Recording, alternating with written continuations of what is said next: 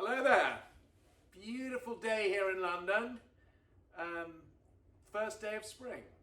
Today, thanks to my dear friend Natty's influence, she's a professional chef based in Holland, but is Brazilian, and has recently done a fantastic video on Bobó de Camarão, which is a dish pretty much from Bahía, also slave related. So I thought I'd try to do it, but very much influenced by Natty's great film.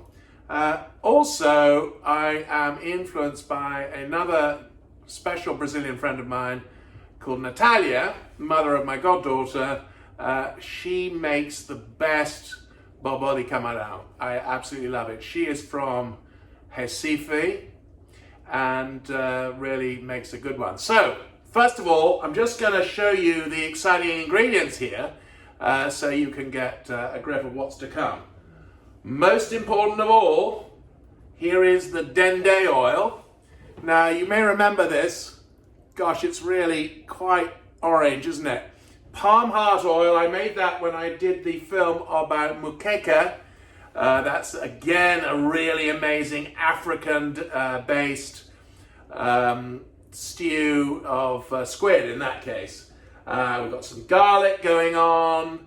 I like the big ones. A couple of ripe tomatoes, lots of limes, onion, coconut milk. Most importantly is the mandioc, cassava. I'm going to be grating this, and this is what is going to form the basis of the stew that we'll be putting these other ingredients in. Obviously lots of coriander, love coriander, and our little friends here. Actually not so little, I'm pleased to say. I bought these in Margate. These are fantastic and really nice big prawns. I'm going to make a fantastic stock with the heads. Prawn heads are so good. That's why when you're eating prawns, you should always suck the head because that's got all the juice inside. And as I'm told by my Swedish friends, in crayfish season, that is entirely socially acceptable. So I'm going to get going with this. It's a pretty exciting dish. Thank you, Natty, again for giving me the inspiration to try this out for the first time. Let's see how it goes.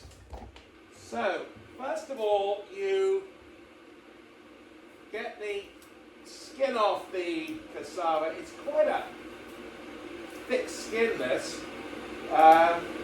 And then you're going to cook it up. So this is an exciting bit. Actually, what I meant to do was to fazer brindis. That means to do the good health of my dear friend Sandra Mbele, whose birthday it is today. She taught me all I wanted to know about Brazilian humor, and it's a big subject. Happy birthday, Sandra. Wish you were here to try this caipirinha. It's very, very good indeed. It's from the interior of Goiás. It's excellent. Okay, so you'll see this over here. I'm just getting these, the mandioca softening up. And that now, I'm doing a bit that I really like doing, which is just taking the prawn. We want to keep the head. So I'm putting that in here because we're going to make a fabulous base, and then the shells come off. We know when the prawns are good, it all comes off so easily. And the head, it's all about the head, I have to say. And so this is coming off, and I'm going to keep the prawns back, and it's going to be try and get biggish prawns for this job. I'm getting them around 16.80 a kilo at the moment. That's pounds, which is, I think, an acceptable price.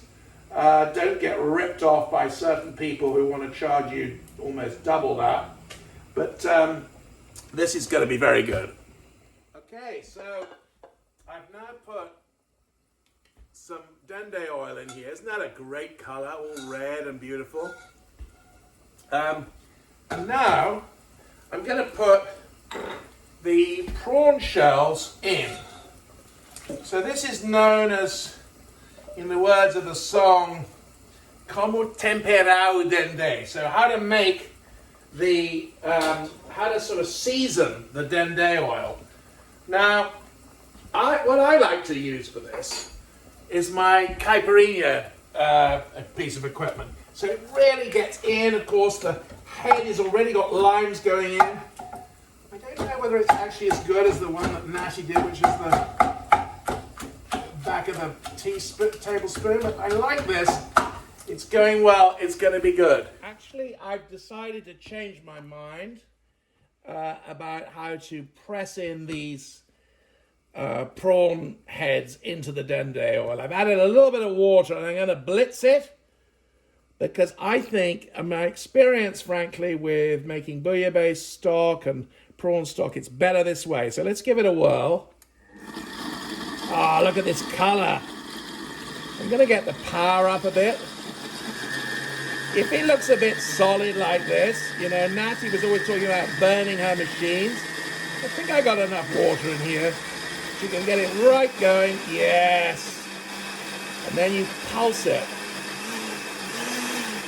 This is really getting all the flavor in. I think this is the better way to go to use the blender. Okay, that's enough, I think. I love blenders.